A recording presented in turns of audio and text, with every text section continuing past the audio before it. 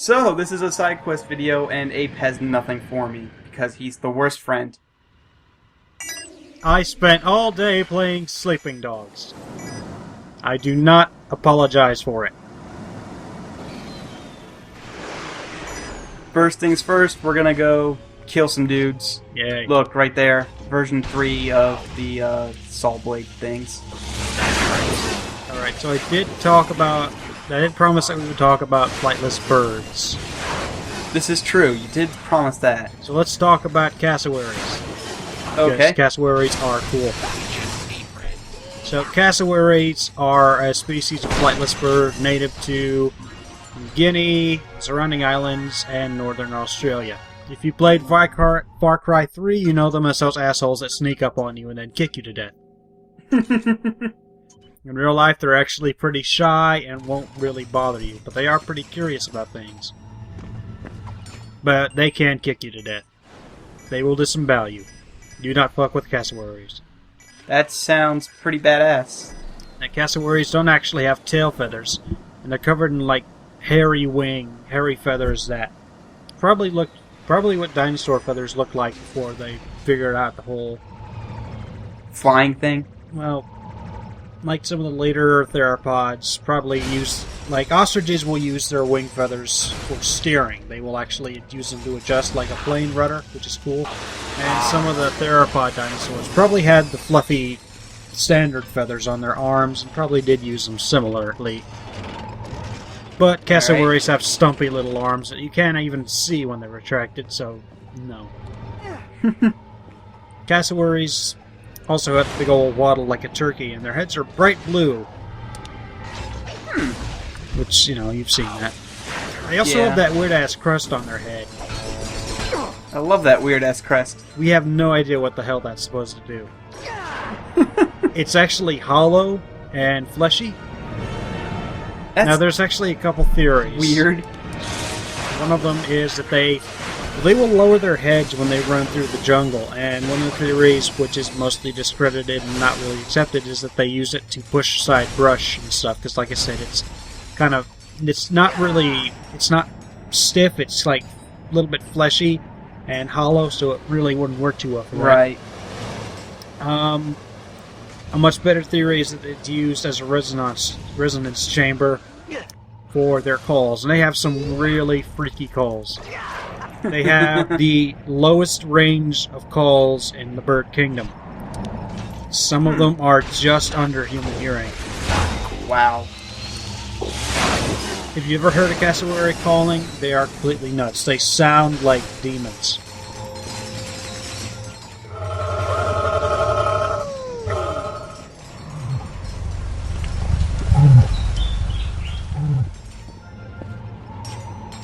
They sound freaky, don't they? Yeah. I can only imagine. Literally, I can only imagine. I haven't heard it yet. Okay. But, let's see. Another theory is that they are used as like actual helmets, because cassowaries tend to eat fruit a lot, and so they stand under trees and they get hit by fruit a lot. Okay. So that's one theory, and that's also not the greatest theory.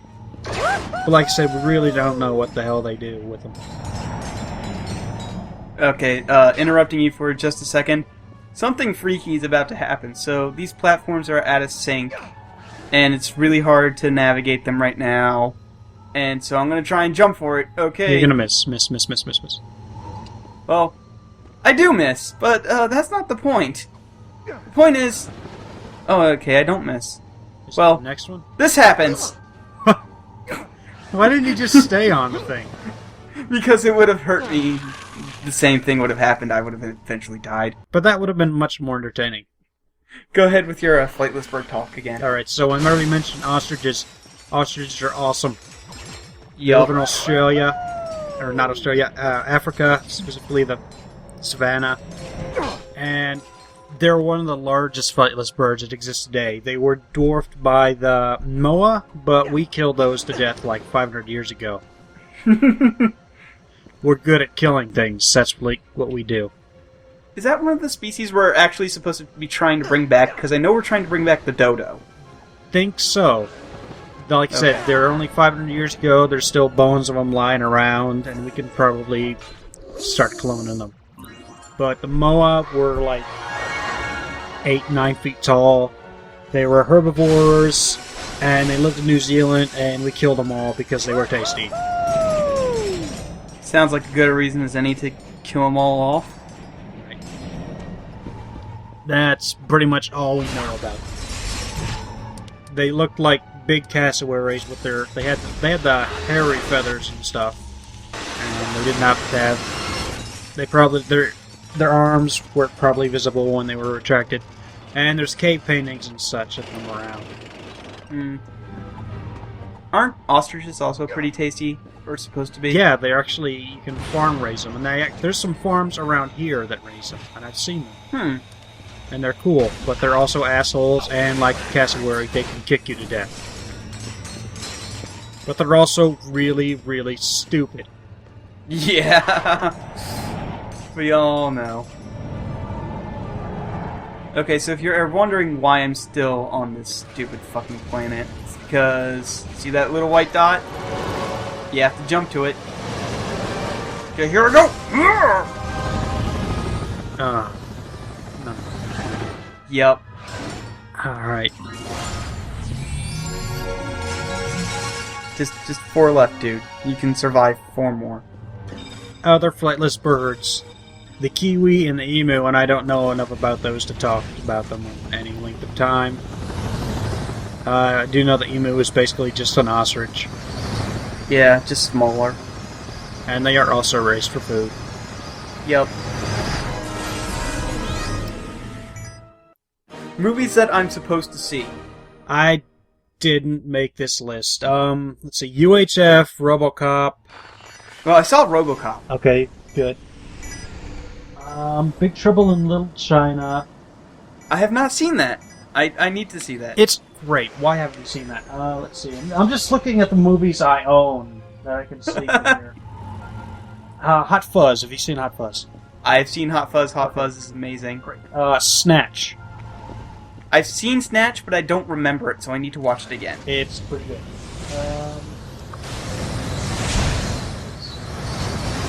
I assume you've seen the first 2 Terminators.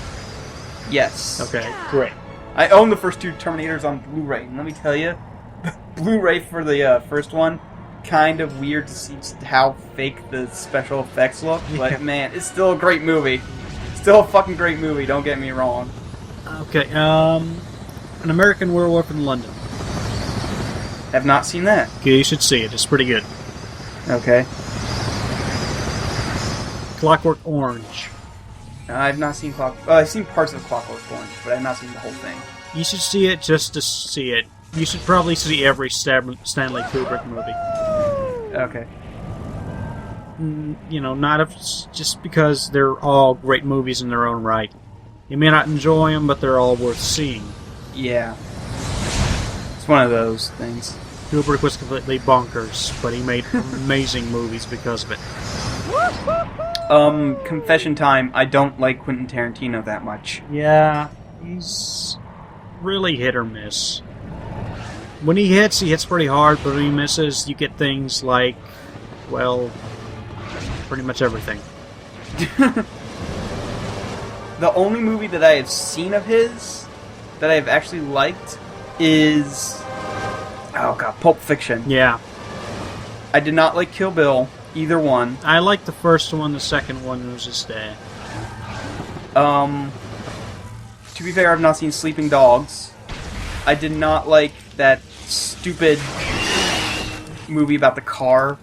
Death Trip. Death Proof? Yeah. Yes. That was dumb. The car chase was pretty sweet. Yeah, that was okay, but, like, aside from that, the rest of the movie was dumb. I have not seen Inglourious Basterds or Django Unchained. Django's pretty good, and Inglourious is pretty good. I would rate Django higher than Inglourious. I've heard that Inglourious Basterds is pretty much the least Tarantino-y movie that he's done. Pretty much, yeah. So I would probably enjoy it. Yeah. Let's see.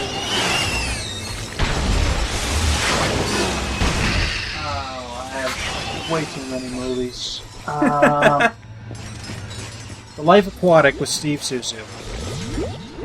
Never seen it. It's got Bill Murray in it. It's ooh, there we Jeff go. Goldblum. You don't have to Owen sell Wilson. me anymore. Listen, you fucking had me at Bill Murray. It's really, really... basically, just go down every Bill Murray movie and just watch them. I assume you've seen all of the Evil Dead movies. Yes, I actually own the official bootleg version of Army of Darkness. Good.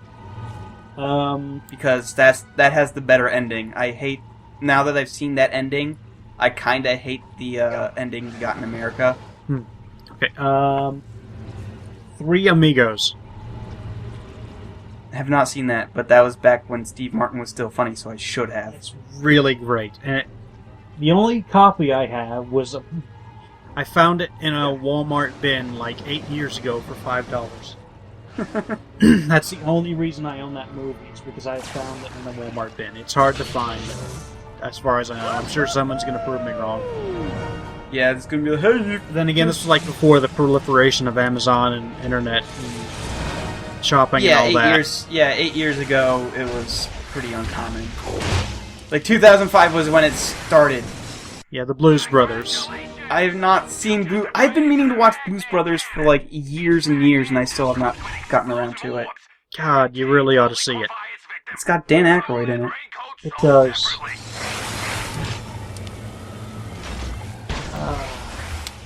Basically, anything Dan Aykroyd did in the 80s, I should watch. Yeah, pretty much. Well, no, see all of them. Like even Cops and Robertsons. No, wait, that was Chevy Chase. Or was that Dan Aykroyd? I don't remember.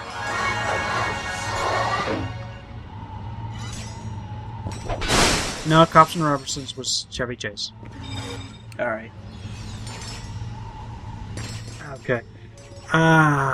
That's... You know, I could just list these for a while. I could, like, go through my Netflix page, which has...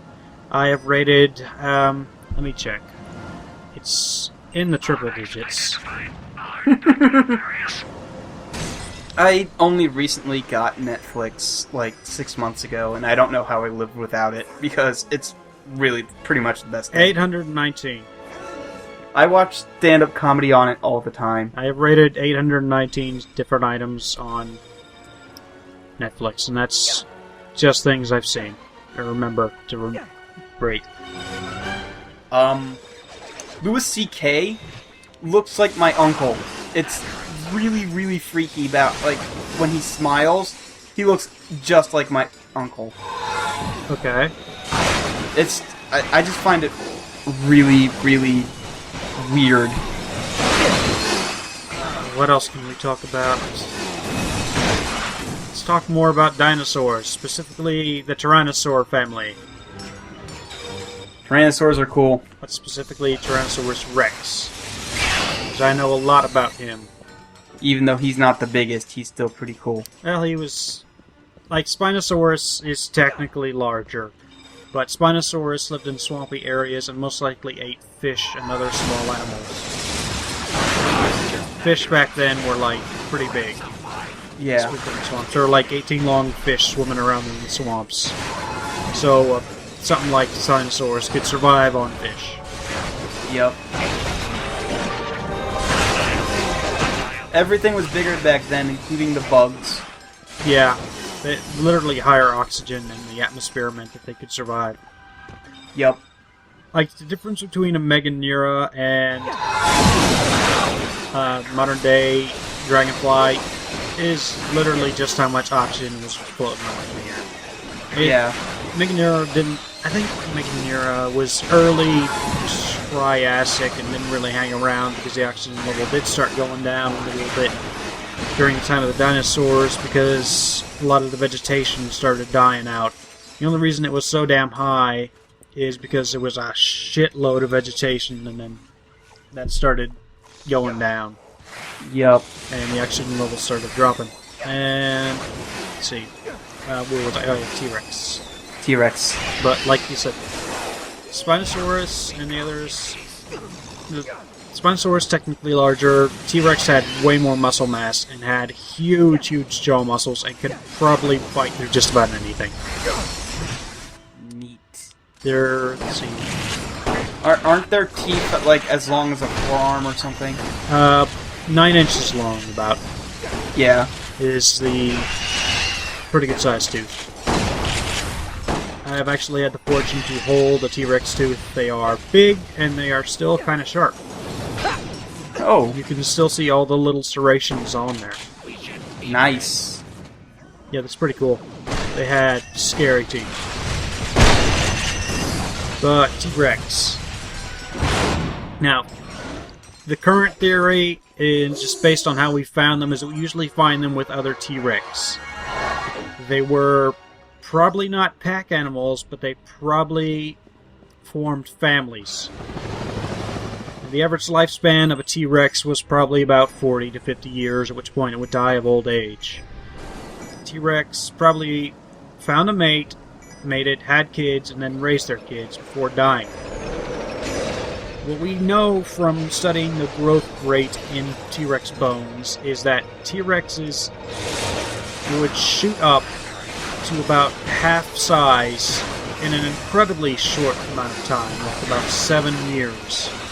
14 years, somewhere along that. And then it would start to grow very slowly. Congratulations! Oh, there's that thing. You've upgraded to Yep, there it goes. Level 5 again. 2 additional fission capacitors have been added to your weapon. I think I edited this video before I realized that the footage from the last recording session was unusable, so that's why I saw it twice. So, like I said, they grew really quickly to about half size. Not large enough to survive on their own, probably. I mean, they could if they really, really had to, but they most likely stayed as a family group up until the parents, got old enough that they couldn't survive and probably got killed, or most likely didn't survive until old age. Right. I think Sue was something like 40. Sue was really old when we found her. And she was most likely, from the evidence of bite marks on the bones, torn apart by another family of T-Rexes. Because we found her with partial remains of other T-Rexes. One of her arms was completely ripped off. Ouch! Sounds brutal. I'll get to more about how T-Rex use their arms, but like I said, family groups raised them until they basically died of succumbed to weaknesses. Right. But until then, most likely what they did is their hunting strategy, and this is just my personal theory, is that one of the parents and little ones would go out, and they were probably ambush predators. There was actually a lot of forested areas around there. They didn't hunt sauropods because sauropods were pretty much extinct by that time. The only ones that were around were living in Asia and such. Right. T-Rex was, in North America and would have never encountered them. But hadrosaurs and the ceratopsians were really prolific, and they most likely went after the hadrosaurs because the ceratopsians have the big pointy horns that can kill things. Right. So they would most likely 3 of them, one adult and probably a couple of the kids would herd a hadrosaur and maybe 1 or 2, I don't know, towards wherever the heck the adult T-Rex is hiding, at which point the adult T-Rex would jump out, bite them in the neck, and kill them, because it could probably just bite their neck literally in half. Yeah. And then they would all have a nice family dinner. And that's, like I said, just my theory, but that's probably close to what they did. Probably. And so T-Rex arms are actually kind of interesting. It's because we know they use the hell out of them. We know this because they are... Every time we find intact T-Rex arms, we can tell just from the bones that muscles were pulled off and reattached to these all the time. So they use the heck out of them. We don't know what for, and the prevailing theory is that they were actually functioned like big old meat hooks, and that they They were actually really heavily muscled, and they got the big old claws, so they would probably use them to just kind of latch on to the back of a dinosaur and hold it while they bit through the neck. But every time we find T-Rex arms, they usually have multiple muscle injuries. So they weren't just stumps, they did things. So the whole tiny little arms thing, while accurate, is not as hilarious as Meet the Robinsons made it out to be. Yeah, they would have been probably stronger than your arms. About the same size, but way more heavily muscled, like big bodybuilder beefy arms. And they had the claws, which look small in proportion to the rest of the animal, but are about 5 to 7 inches long and backwards curved, and except probably function like big old meat hooks. Yep. By the way, that was the last Zoni we'll get in the regular game. The rest of the Zoni in the game are post-game content. Cool. Okay. That about exhausts my T-Rex knowledge. Well, no. The little ones, the young ones, fresh out of the eggs, probably for a couple of months afterwards, probably did have downy feathers. The adults may have had some sort of, the adult males might have had, some sort of crest of feathers on the back of their necks or something, I don't know. But they probably were not fully feathered. And that's really all I can talk about right now, because we're running out of time. Okay. Hey, we're saving some nerds. This is a distress call from Terracnoid Brain Ship Gamma Epsilon Kappa. We are under attack by Valkyries and need immediate assistance. Over. I don't know why I'm doing these, because the only reward is money, and as I have said, money is completely useless for us now. Just blowing up the fat robots. Yup. And because it's boring, I just skip right over that. I'm gonna tell her all about this. Let's see, what can we talk about for 2 minutes? Here's something for saving our hides back there. See you after the convention.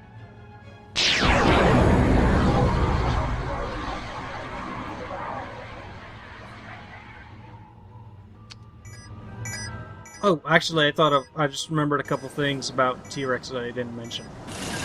Okay.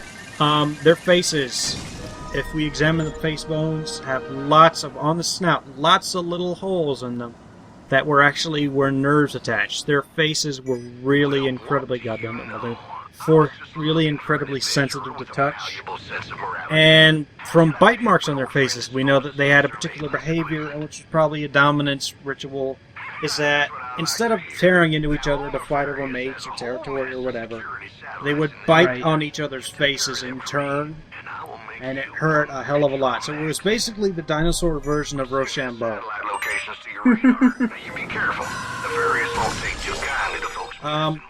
Their brains were about the size of a dog, so they were probably wolf-level intelligent at the very least.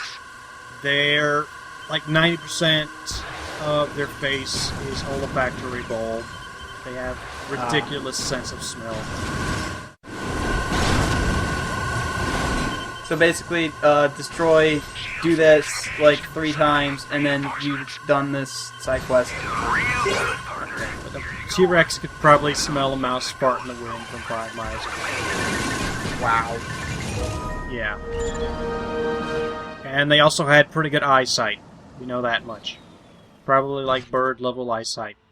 So the T-Rex not being able to see you if you don't move, bullshit, and also they would smell you. Basically, I'm here to debunk Jurassic Park. Normally, I don't show myself going to the next planet, but it's the final level up next.